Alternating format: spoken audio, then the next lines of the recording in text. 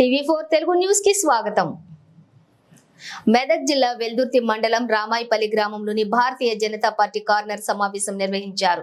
ఈ సమావేశానికి బీజేపీ జిల్లా ఉపాధ్యక్షులు శ్రీనివాస్ గౌడ్ తో పాటు ఎంఆర్పీఎస్ రాష్ట్ర నాయకులు మాసైపేట యాదగిరి హాజరయ్యారు।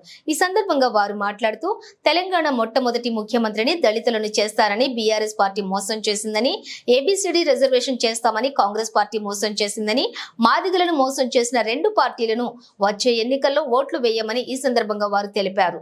30 సంవత్సరాలుగా మాదిగ రిజర్వేషన్ కోసం పోరాటం చేస్తున్న ఎంఆర్పీఎస్ ను గుర్తించిన ప్రధాని నరేంద్ర మోడీ రిజర్వేషన్ కల్పించేందుకు ముందుకు వచ్చారని, ఎన్నికల్లో మాదిగలు బీజేపీకి ఓట్లు వేయాలని పిలుపునిచ్చారు।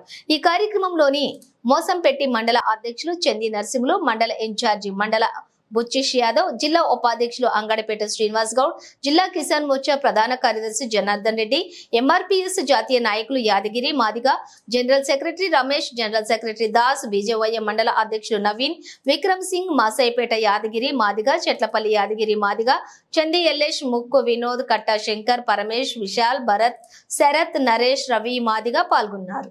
వర్గీకరించాల్సిన బాధ్యత ఉండి, అవసరం ఉండి, అధికారం ఉండి కూడా 10 సంవత్సరాలు పార్లమెంట్ లో బిల్లు పెట్టకుండా, ఎస్సీ వర్గీకరణ చట్టబద్ధత కల్పించకుండా మాదిగలు మోసం చేసిన విషయాన్ని గుర్తు చేస్తూ ఉన్నాం। అదేవిధంగా ఇప్పుడు నరేంద్ర మోడీ గారు 10 సంవత్సరాలు చూసిన తర్వాత మా దగ్గరికి వచ్చి, కృష్ణ నీవు ఢిల్లీకి రావాలంటే 100 మంది వస్తారు, 1000 మంది వస్తారు, కానీ మీ జాతికి నీ మీద పెట్టుకున్న నీ జాతికి నీ మీద పెట్టుకున్న నమ్మకాన్ని నేనే హైదరాబాద్కి వచ్చి అనేక మంది సమక్షంలో బహిరంగంగా నా మనసులో మాట చెప్తానని చెప్పేసి ప్రధానమంత్రి గారు మాట ఇచ్చిన విషయాన్ని గుర్తు చేస్తున్నా। దీన్ని దృష్టిలో పెట్టుకొని పేరేని గ్రౌండ్ లో 10 నుంచి 20 లక్షల మంది మాదిగల సభకు, మాదిగ ఉపకులాల సభకు ప్రధానమంత్రి సాక్షాత్ దేశాన్ని పరిపాలిస్తున్న ప్రధానమంత్రి నరేంద్ర మోడీ గారు ఆ సభకు ముఖ్య అతిథిగా విచ్చేసి ఆయన ఒక మాట ఇచ్చిండు। ఏమన్నాడు? ఆయన ఒక మాట అన్నాడు, మిమ్మల్ని మోసం చేసిన పార్టీలు, ఇప్పటిదాకా మిమ్మల్ని మోసం చేసిన పార్టీలు ఉన్నాయి కదా, ఆ పార్టీల తరఫున నేను మనస్ఫూర్తిగా క్షమాపణ కోరుతున్నా అని చెప్పాడు।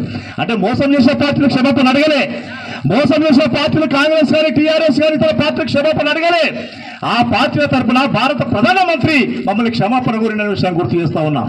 రెండో విషయం, 30 ఏళ్ళు మీ ఆకాంక్ష ఉన్నది, ఇది ప్రభుత్వాలు అనుకుంటే ఎప్పుడు అయిపోయేది, పార్లమెంట్ లో బిల్లు పెట్టి చట్టబద్ధత కల్పించాలనుకుంటే క్షణాల మీద అయిపోయేది, ఇది ఆర్థిక భారం అయ్యేది కాదు। మీతో పాటు 59 కులాలకు సామాజిక న్యాయం అందాలంటే వర్గీకరణ కావాల్సిందే, ఆ నిర్ణయానికి నేను కట్టుబడి అని చెప్పేసి భారత ప్రధానమంత్రి నరేంద్ర మోడీ గారు అన్న విషయం గుర్తు చేస్తూ ఉన్నా। నా సోదరులారా, ఎస్సీలు అంటే ఒక మానవులు మాదిగలు మాత్రమే సమాజం తెలుసు, ఇందులో బురగదంగాలు ఉంటారు, ఒలియదాసర్లు ఉంటారు, కొల్పులలో ఉంటారు, పంబాలలో ఉంటారు, ఇతర బైండ్లలో ఉంటారు, ఇతర 59 కులాలు ఉంటాయి। ఈ కులాలకు కూడా విద్యా అవకాశాలు రావాలి, రాజకీయ అవకాశాలు రావాలి, ఉద్యోగ అవకాశాలు రావాలి, ఉపాధి అవకాశాలు రావాలి, సామాజిక న్యాయం జరగాలంటే ఎస్సీల వర్గీకరణ ఉండాల్సిందే చెప్పేసి ఎంఆర్పీఎస్ 30 ఏళ్ల నుంచి ఉద్యమం చేస్తున్న విషయం గుర్తు చేస్తూ ఉన్నాం। నేను మీ ముందుకు ఎందుకు వచ్చినాం? 30 ఏళ్ళ నుంచి ఉద్యమం చేస్తున్నాం, మా ఉద్యమ స్ఫూర్తిని చూసి నరేంద్ర మోడీ గారు ఢిల్లీ నుంచి హైదరాబాద్కి వచ్చిండు। అట్లాంటి ఉద్యమం నేను మాదిగ బిడ్డగా చెప్తున్నా, మాది వల్ల అనేటోళ్ళు ఊరు నుంచి ఊరు అవతలు ఉండేటోళ్ళు, ఊర్లోకి వస్తుంది కూడా సాహసం చేయని వాళ్ళు, ఊర్లోకి వస్తుంది కూడా ధైర్యం చేయని వాళ్ళు, కానీ ఒక మాదిగ కులము, ఊర్లోకి రాలేని కులము సామాజిక న్యాయం చేసి, ఆరోగ్యశ్రీ కార్డు సాధించి, వికలాంగుల పెన్షన్లు పెంచి, వితంతు పెన్షన్లు పెంచి, ఒంటరి మహిళలకు పెన్షన్లు పెంచి, అనాథ పిల్లలకు హక్కులు కల్పించాలని చెప్పి ఉద్యమం చేసి, రేషన్ షాపులలో ఆకలి కేకల పోరాటంతో రేషన్ బియ్యం కోటలు పెంచిన చరిత్ర ఒక మాదిగ దండన ఉద్యమానికి ఉందనే విషయం గుర్తు చేస్తా ఉన్నాం। ఈ సామాజిక no Congress no BRS party ఏమన్నది? తెలంగాణ కొట్లాడి తెచ్చుకో, తెలంగాణలో మొట్టమొదటి ముఖ్యమంత్రిని దళితులే చేస్తారని చెప్పేసి ప్రగల్ వాళ్ళు నిలిపినటువంటి ముఖ్యమంత్రి కేసీఆర్ గారు నేను కావలి కుక్క లెక్క ఉంటా అని చెప్పేసి అన్నాడు। తెలంగాణ వస్తే నేను కావాలి కుక్కలెక్క ఉంటాను అని, నేను అధికారం మీద నాకు సోకు లేదని అన్నాడు। కానీ తర్వాత ఏమైంది? తెలంగాణ రాష్ట్రం వచ్చింది, అందరికంటే ముందు ఆయన ముఖ్యమంత్రి కూర్చొని ఖజానాన్ని ఖాళీ చేసి ఇవాళ అప్పులకు పై చేసిన విషయాన్ని గుర్తు చేస్తా ఉన్నా। అవునా కాదా? అంటే ఒకవైపు కాంగ్రెస్ పార్టీ మోసం చేసింది, ఇంకోవైపు దళితుల్ని టీఆర్ఎస్ పార్టీ మోసం చేసింది। అందుకే మేము అంటున్నాం, no Congress no BRS, only BJP అని ఎందుకు అంటున్నాం? కాంగ్రెస్ పార్టీ మోసం చేసింది, వర్గీకరణ చేయలే, మా బిడ్డల అవకాశాలని నోటికాడి బుక్కని తొగొట్టింది కాంగ్రెస్ పార్టీ। అందుకే కాంగ్రెస్ పార్టీని బైకౌట్ చేస్తా ఉన్నాం।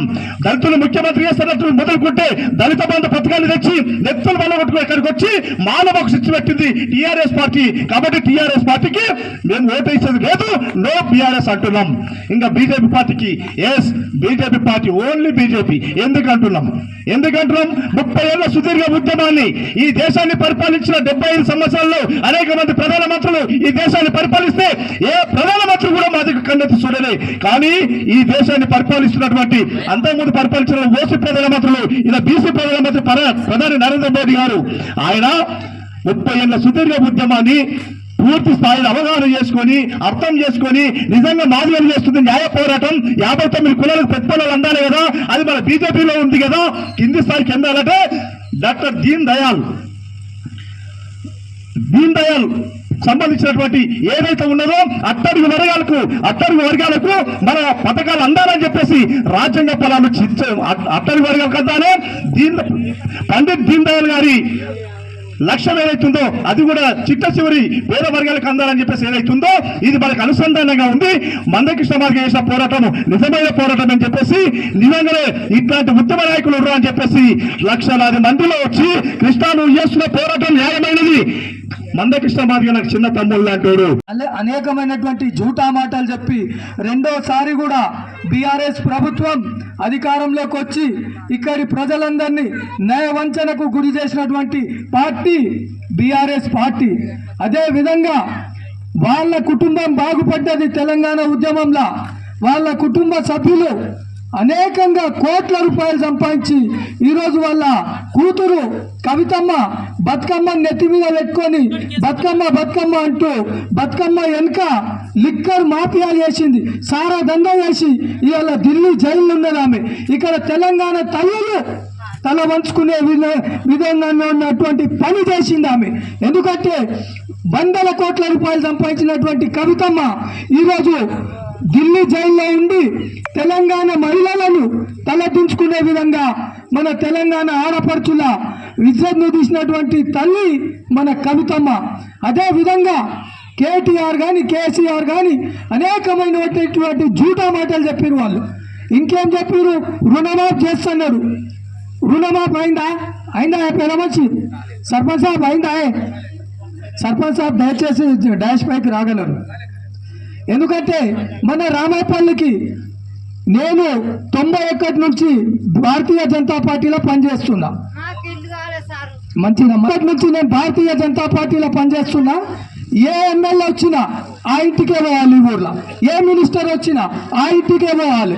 ఓట్లేమో మనవి, ఎమ్మెల్యే మినిస్టర్లేమో ఆ ఇంటికి. అంటే మన మీద పెత్తనం చేసేందుకు వీళ్ళు మన అజాయిక్షి చేస్తున్నారు. మనం ఇప్పటికైనా కళ్ళు తెరిచి ఒక్కసారి ఆలోచన చేయాలి. ఓట్లు మనవి, పెద్దరికం వాళ్ళని నడుస్తుంది. ఒక్కసారి ఆలోచన చేయాలి. మనకు కొట్లాట పెడతారు. ఏమరా రామయ్య వాడు ఇంటలేడు, వాని సంగతి చూడాలి, మనలోకి 20 మందిని జమ చేయంటాడు. ఏమరా కిష్టయ్య వీడు ఇంటలేడు, వాడిని 50 మందిని జమ చేయాలి అనే ఈ విధంగా ఒక్కసారి రామాయపల్లి గ్రామ ప్రజలు, బండపోసాన్పల్లి గ్రామ ప్రజలు, షట్పల్లి గ్రామ ప్రజలు మీరంతా ఆలోచన చేయాలి.